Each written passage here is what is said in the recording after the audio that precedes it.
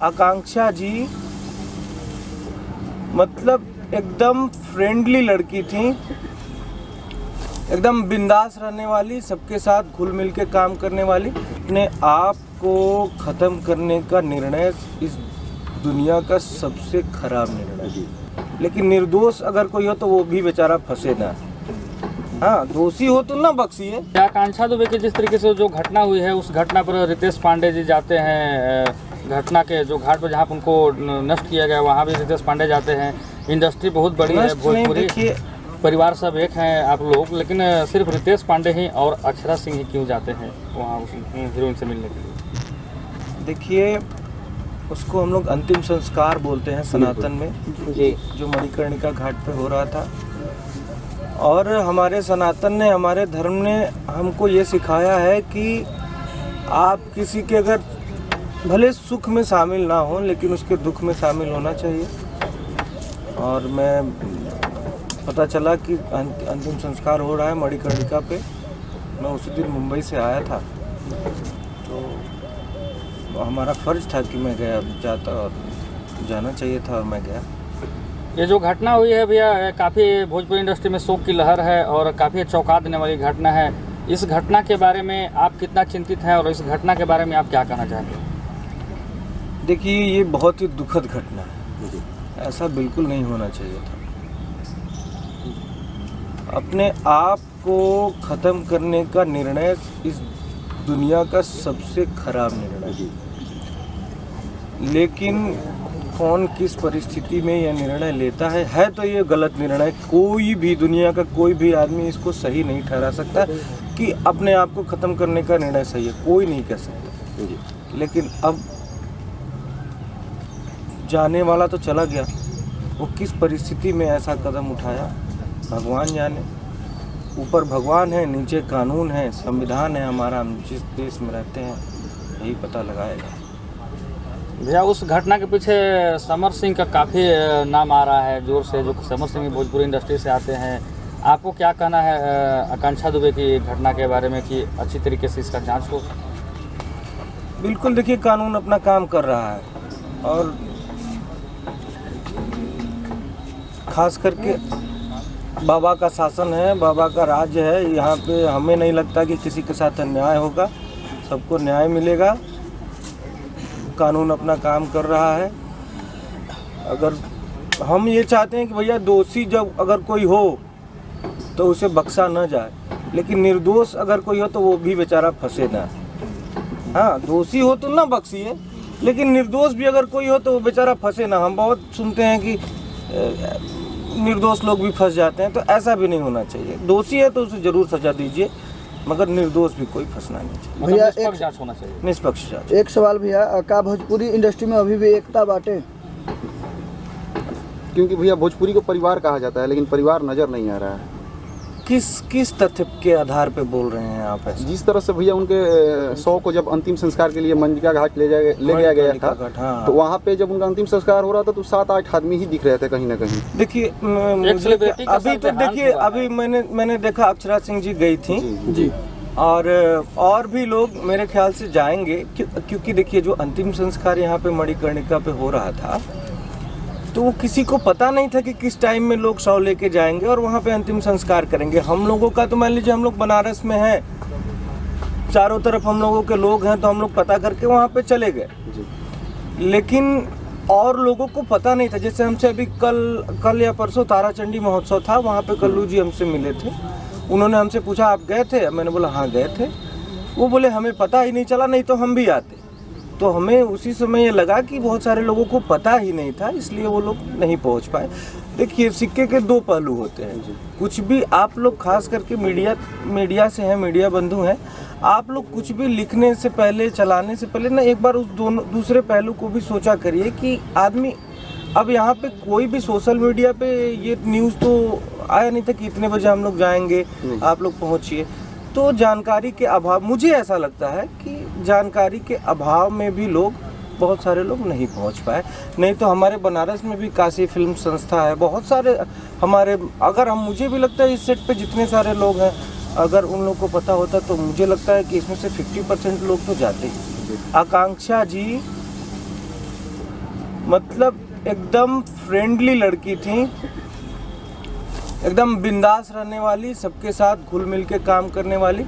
तो मुझे नहीं लगता है कि किसी को अगर पता चलता तो उनके अंतिम संस्कार में नहीं पहुंचती। जिस तरह से भैया उनके बॉडी को जब होटल से लेके जाया जा रहा था, एक पिकअप में लवारिस के तरह उनके लाश को जब इस तरह से लेके जाया जा रहा था, क्या एक एम्बुलेंस नहीं हो सकता था?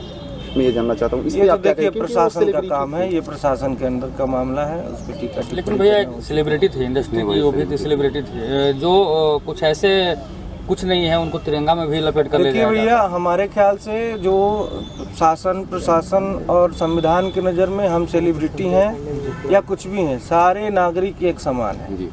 हम आप ये सब लोग एक समान हैं। सेलिब्रिटी हैं, ठीक है, ये जनता का प्यार है, लेकिन मुझे नहीं लगता कि संविधान की नज़र में, कानून की नज़र में कोई अलग है।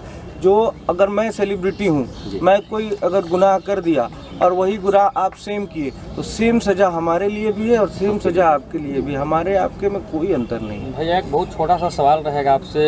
श्रीदेवी कुछ दिन पहले डेट करती हैं, जो कि हिंदी इंडस्ट्री से आती है, वो भी दारू पीकर मर गई, तो उन्हें तो तिरंगा में लपेट कर न जाने कौन कौन से चीज़ किए गए। तिरंगा में लपेटा गया था, मुझे तो इसकी जानकारी नहीं है। श्रीदेवी जी को तिरंगे में नहीं लपेटा गया, नहीं, इसकी जानकारी नहीं है। और वो दुबई में शायद उनका देहांत हुआ था। उनके पिताजी का भी अभी आर्थिक स्थिति सही नहीं है, लीवर भी पिताजी का डैमेज है, और उस घर का काफ़ी स्थिति अभी खराब है, आर्थिक स्थिति।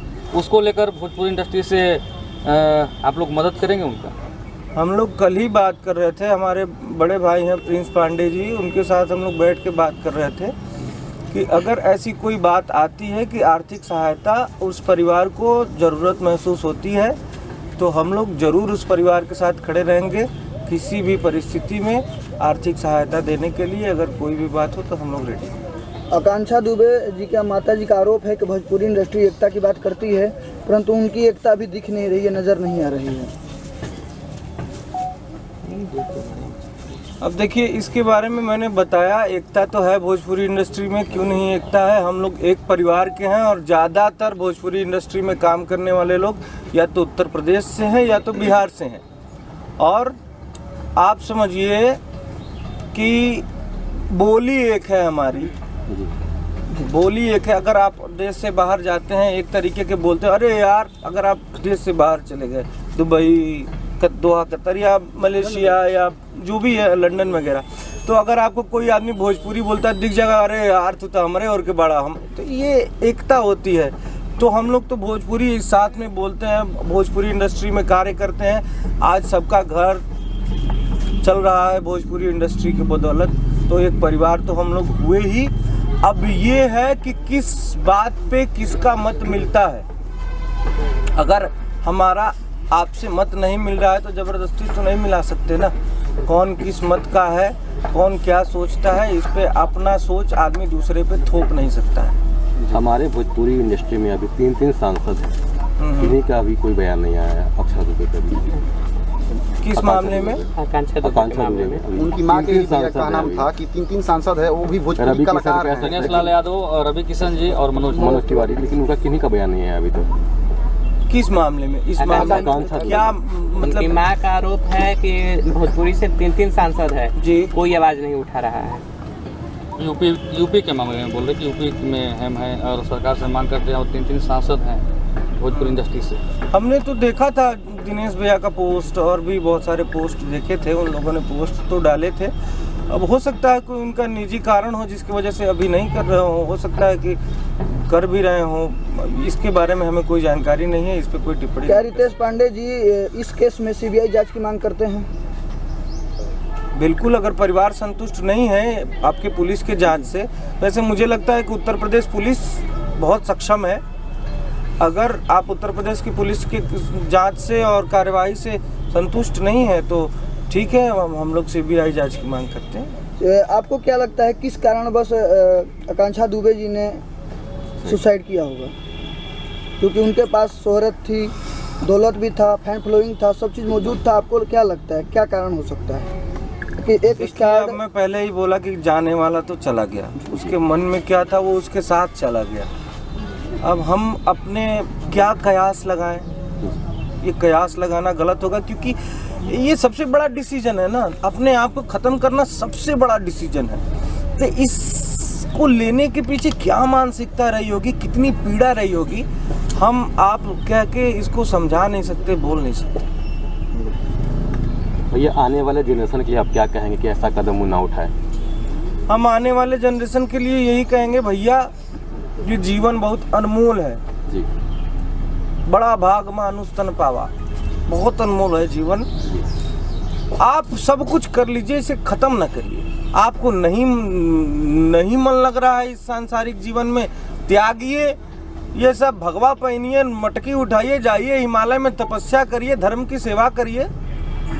चाहे आप जिस धर्म से आते हो उस धर्म की सेवा करिए, धर्म का प्रचार करिए, धर्म के लिए जीवन अपना दे दीजिए, प्रभु को समर्पित कर दीजिए, लेकिन उसको ख़त्म ना करिए। ख़त्म करेंगे, ख़त्म करने से क्या, आपसे जुड़े लोग कम से कम जिस किसी के ऐसा ख्याल तो पहली बात आना नहीं चाहिए। आने वाले जनरेशन की आपने बात किया, तो अगर आए भी तो अपने माँ का, बाप का, अपने परिवार का मुंह देखें, और अपने आप को ख़त्म करने से अच्छा है कि ये सांसारिक जीवन छोड़ के कहीं और चले जाएं। कम से कम परिवार वालों को और आसपास के लोगों को संतुष्टि तो रहेगी कि ठीक है, धर्म के काम के लिए गया है, अच्छा कार्य कर